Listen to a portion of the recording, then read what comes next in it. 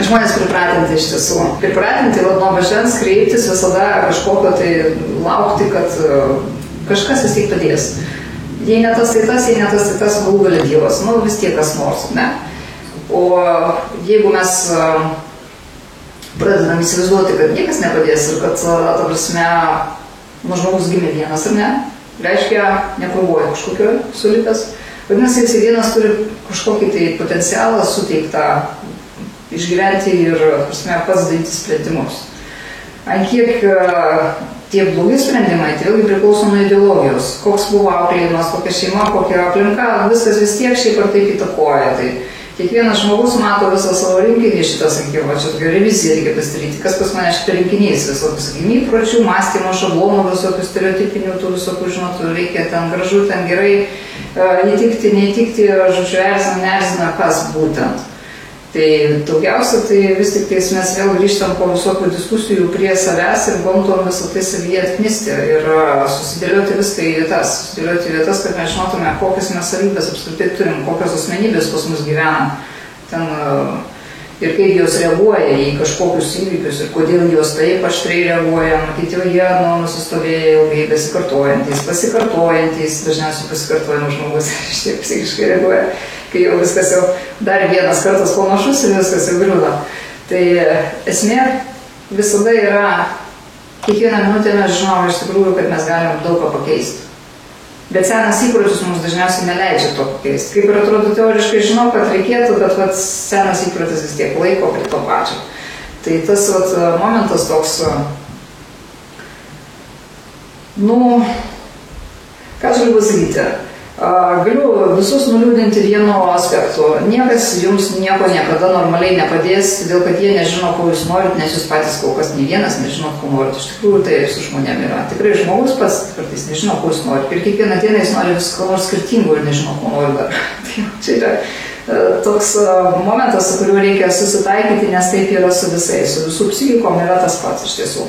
Ką jie ten kokiuose Facebookuose rašo ir kokias nuotraukas photoshopintas kelia, jūs nežiūrėkit. Nėra tai visiems gerai, jeigu jiems būtų gerai, jei nuotraukų išvis nekeltų, suprantat, kai žmogų gerai jisai nesidaro net Facebooko. Kai jam blogai jis ten sėdi ir komentuojasi, ir pykstasi, ir jėjasi, ir savo nuomonę gina, nors ta nuomonė, mes žinom, ne jo yra suformuota tam tikros ideologijos, tai vėlgi grupelė žmonių suformuota nuomonė, kurią jis gina. Žodžiu, daugybė yra niuansų susijusių su asmenybė, iš tikrųjų tai yra prilipusių svetimų asmenybių visokius rinkinys. Tai pirmiausia, reikia atsirinkti tą rinkinį, ar jis tikrai reikalingas, ar jis tikrai padeda gyventi. Jeigu mes matom, kad nelaimingas žmogus ir jam nepadeda gyventi, reiškia šitą rinkinį reikėtų pakeisti. Pakeitimas vėlgi tai yra neteorinis dalykas, praktiškai reikia tada iš tikrųjų šiek tiek pabendrauti su labiau galbūt sėkmingesniais, truputį kitaip mąstančiai žmonėm. Nes, suprantat, su kuo bendrauju, su tuo ir prie to prisitaikai. Šiaip ar taip vyksta vis tiek kažkoks galimas, sakykime, rezonansas, tam tikrų momentų pastiprinimas arba tam tikrų momentų atsiradimas naujų. Ir tokiais momentais praktiškai nieko daryti nereikia, savaime viskas darosi. Per bendravimą su įvairiais žmonėmis jūs gauna daugybę iš tikrųjų informacijos kitokios. Ir jeigu su skirtingais jūs mąstymais bendrausit, jūs pamatysit, ant kiek skirtingo mąstymų jūs gaunat. Ir tai jau šiek tiek paklibina tą vadinamą vienintelį teisingumą, tą, kuris įsišaknijo jau ir mano ir netiduosiu. Nori, nenori, šiek tiek jisai pralaisvėja ir tas asmenybės jau tos daugelis jų pradeda galvoti, kad nieko visai idėja, o jisai tokį požiūrį turi įgyvendinti, jam išgiliau kažkaip. Viskas iš tikrųjų priklauso nuo požiūrio. Požiūrį pakeisti iš aplinkos galima taip bendraujant su kitokia aplinka, bet pačiam vis tiek, ta prasme, nėra stebuklo, žinot. Ir padėti vienas kitam, taip, žmonės gali iš tiesų kažkiek, bet po to palaikymo procesas prasideda. Žinot, ar ne, po kiekvieną, sakykime, kažkokio masažo, kažkokios, sakykime, procedūros, ar dar kas bebūtų po kažkokios atstatymo procedūros, seka savęs palaikymo etapas. Tai priklauso nuo kiek mes po to save palaikysim šitoj stadijoje, į kurią mus dabar ten grąžino jau gerai viskas. Tai jeigu jo nėra savęs palaikymo, toliau, kaip sakoma, mes iš savęs darom, ką tik norim, tai vėl mes atsiduriam ten, kur ir buvom, ateinam vėl pas tą patį. Vėl mane dabar kaip nors ten statinėk. Tai yra ir tokių žmonių toks mąstymas. Toks mąstymas reiškia, turim žinoti, koks pas mus iš tikrųjų mąstymas pas kiekvieną. Jeigu toks mąstymas, aš tingiu užsiminėti savimą, ateisiu aš periodiškai ir jūs mane ten, kaip sakoma, atpustykit, aš jau, kaip sakoma, bėgu toliau gyventi ir vėl gyvenu taip pat ir vėl atbėgsiu, kai man reikės. Tai tada atsipalaiduojame ir tiesiog nereikalaujame iš gyvenimo labai daug, todėl kad, kaip aš kaip šiandien, taip ir gyvenu ir kas čia baisaus. Tiesiog, kai nebereikalausim, kad viskas būtų idealu, mes nieko ir nedarom, kad būtų idealu. Tai tada viskas atsistoja į savo vietas. Ir dingsta ta vadinama įtampa tokia, kad netitikimo ta įtampa. Noriu idealo, nieko nedarau ir mane jau nervuoja, todėl kad nevyksta idealiai. Arba taip, kaip aš noriu. Bet daryti irgi tingiu, arba nežinau ką. Tai žodžiu, tada nuėmam šitą reikšmingumą, kaip šiandien taip gyvenu. Ir viskas man gerai, kaip bebūtų, vis tiek blogiau irgi būna, ar ne? Nėra visai blogai. Bet tas graužimasis ir netitikimas vidinio ir išorinio mūsų, kaip sakoma, kriterijaus, tas sukelia didžiulės įtampas ir tas ir sukelia ligas. Žodžiu, čia jau reikia nuimti pačiam, sakykim, iš savęs nereikalauti tada daug, o tiesiog pasakyti, kad, aš kol kas stebėsiu aplinką, bet elgsiuosi taip, kaip man išeina, nes kitaip man kol kas nežinau, kaip gali išeiti. Tai toks būdas palengvina, sakykim, tą vadinamą tokį tarp atsistatymo periodą ir savaime suprantama sudaro sąlygas jau kažkokiai dirbai, kaip sakoma, ką mes toliau darysim. Žodžiu, nuimti lūkesčius visų pirma, visiems rekomenduoju. Visus lūkesčius pabandykit nuimti, atsipalaiduokit, nieko nesitikėkit, nieko iš vis. Ne iš kokių mokymų, ne iš kokių žmonių, ne iš savęs apskritai nieko nesitikėkit. Pirmiausia, atsipalaiduojam ir nusinulinam. Nėra jokių jums pareigų ten, privalau būti nušvitęs, ten dvasiškai tobulėti ar dar ko nors domėtis, nieko aš neprivalau niekam. Aš dabar poilsiausiu, nes man buvo blogai, pakankamai ilgai. Ir nedarysiu nieko. Įsijungsiu kokį nors online ten, kai reikės ir viskas, ir pasižiūrėsiu, ką kiti kalba. Iš savęs nieko nereikalaukit. Po to jūs pamatysit kažkurioje tai vietoje susidomėjimą savo. Tik tais per susidomėjimą jūs pradėsit kažką veikti. Jeigu jūsų nesudomins, jūs nieko nepadarysit. Jūs jeigu save versit dar, jūs gausit tą patį pasipriešinimą. Jūsų vidus jau nenori, sakykim, arba tingi. Ir jūs vis tiek verčiat, vis tiek lipsit per save, suprantat? Tai koks skirtumas, vieną blogį pakeisim kitų blogių.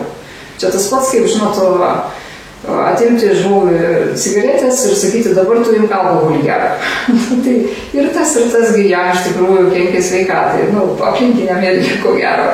Ir nervus gadina ir nesmagu šalia būti. Bet esmė, kad mes jeigu norim ką nors keisti, tai turim atsirinkti į kažką gero keisti. O tas gero, tai šiaip ir taip, jeigu jau jūs jaučiatės nelaimingi, reiškia, jūs tikrai esate daug lipę per save. Ir prieštaravę savo vidinis, ta prasme, jūsų vidinė struktūra priešinasi tai, kur jūs ją kišat išorėje. Netitikimas aplinkos kažkokių sąlygų su jūsų vidumi. Jeigu pas jūs viduje labai daug lūkesčių į aplinką, o aplinka jūsų netenkina pagal tos lūkesčius, jūs jau jausitės blogai, suprantat? Tai mes turim suvokti šitą, kadangi aplinkos mes nepakeisim, mums reikia, reiškia, tuos lūkesčius paleisti, jų neturėti tiesiog. Ir po truputį atsakyti su tokiais, kad sakykim, kad dabar bus kitaip.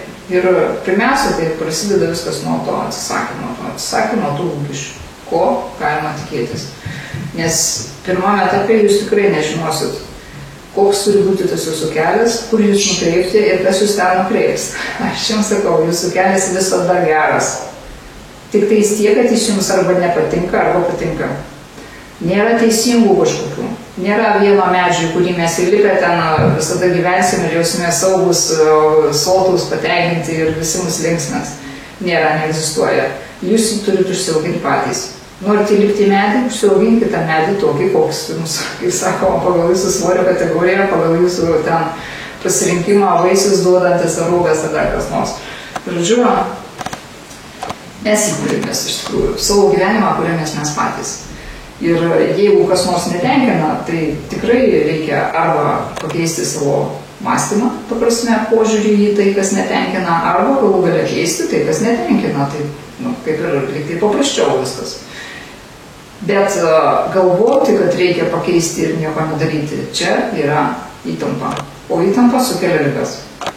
Kol jūs ilgiau sprendimą, sakoma, galvoju, nešiositės ir nieko nedarysit, to įtampa bus didesnė, visada taip yra. Nusprendėt, kad nebepatinka, gerai viskas, nukertam šitą šaką, auginamės iš naujo. Jeigu neišeina kitaip, jeigu neišeina pokalbės, jeigu neišeina kažkokiais, sakykime, momentais savo mąstymo pakeitimo, įvairius variantus mes visada galvojame iš tikrųjų. Ir ką aš galiu pasakyti, pasakosiu taip. Visi paskutiniai sakinyje ilgai ir laimingai gyveno. Deja, žmogaus gyvenimas nėra toks, kaip pasaka.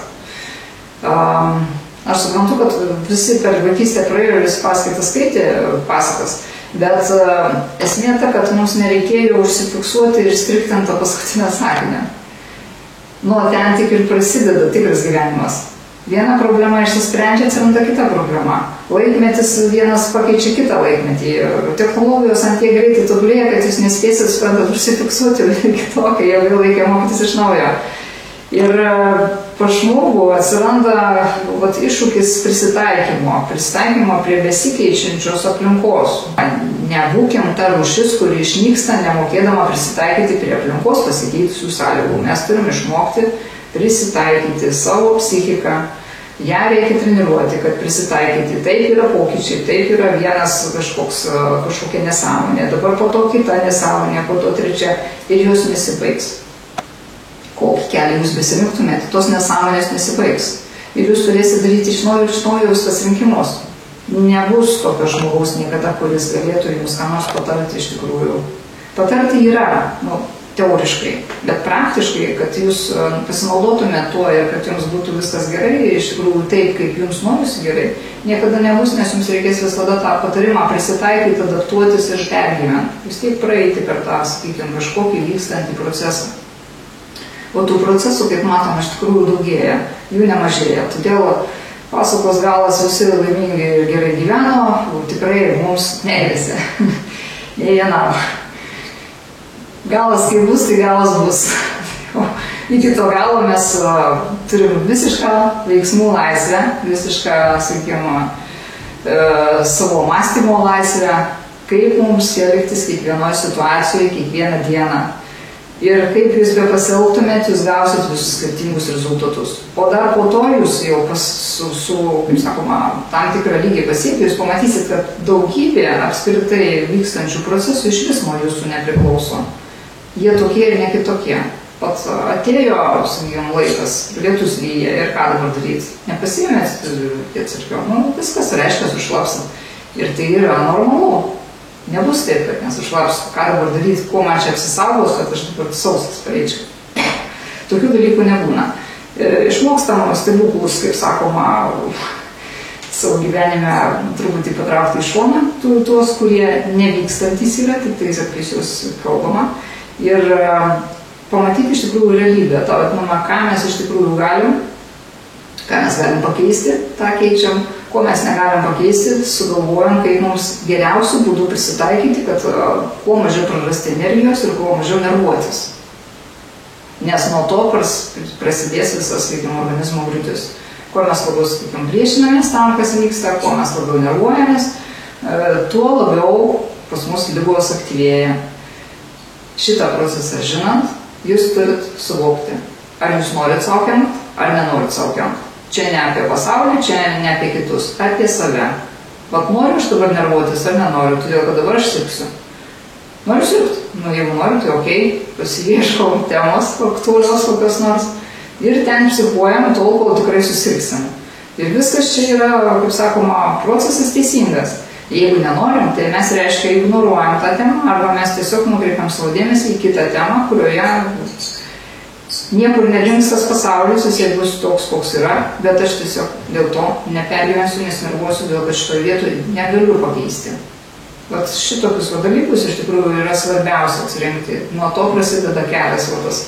Jis šiaip ar taip visada yra ir visada jis bus. Tik galima eiti juo komfortiškai ir linksmai, galima šliaužti ir, kaip sakoma, gailėti savęs, inkšti ir dejuoti ir iš tikrųjų blogai jaustis. Tik toks skirtumas, kaip mes eisim tuo keliu.